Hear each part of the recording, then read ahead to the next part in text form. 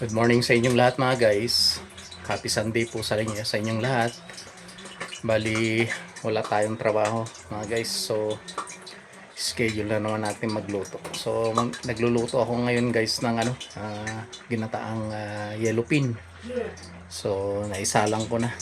So, pakita ko sa inyo mga guys. Tsaka nagluluto rin tayo ng tahong. So, ito yung ginatang yellow pin natin guys. Bali 1 kilo to na mahigit. So ang kailangan natin dyan, bawang sibuyas, luya, tapos yung kakang gata. So tinimplahan na natin yan ng patis tsaka konting asin. Ayan. May timpla na yan to guys. So ito naman guys, yung paggigisa natin ng tahong. So kailangan din natin ng bawang sibuyas, luya. So yung tahong natin nandito pa guys.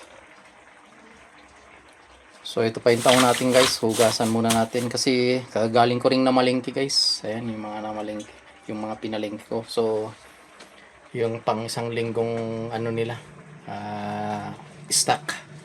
So yan na yung pang isang linggong stock natin guys.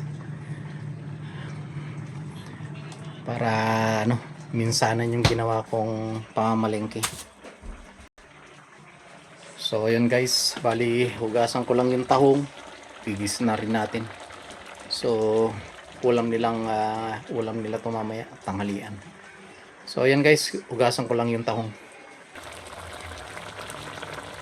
So ayan guys, bali luto na tong natin, ginataang yellow pin. So nagmamantika na siya. So ang susunod nating iluluto guys yung yung tahong. I-prepare ko na rin guys yung tahong. Ayan. Tahong.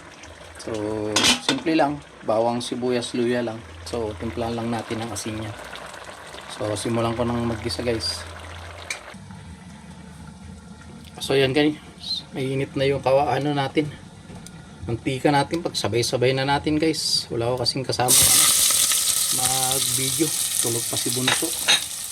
So, isang kamay sa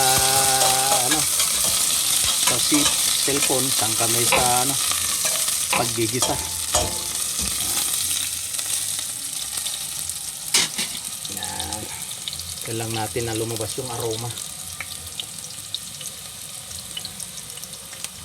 Okay na yan mga guys. Lagyan na natin tong tahong.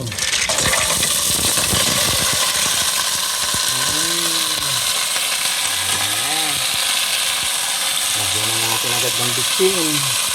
Bali guys, hindi ko tinutubigan kasi yung tahong. Kusang nagtutubig na yan. Yun na yung pinakasabaw niya. So ayan guys. So haluin muna natin. Medyo mahirap guys. Wala tayong tiga video. Ayan.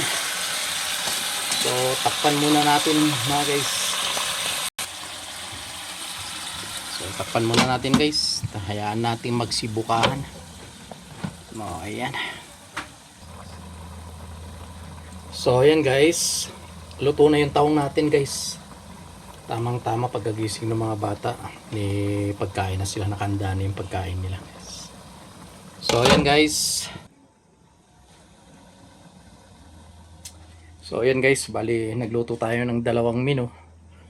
Yung ginataang yellow pin tsaka ginisang tahong. So tamang tama pagkagising ng mga bata, kakain na lang sila, nakanda na yung pagkain nila. So ayun guys, maraming salamat muli sa patuloy na pagsuporta sa YouTube channel natin, Kuya Wins Vlog, at sa mga reels natin.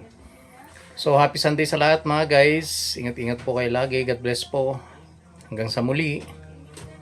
Bye bye.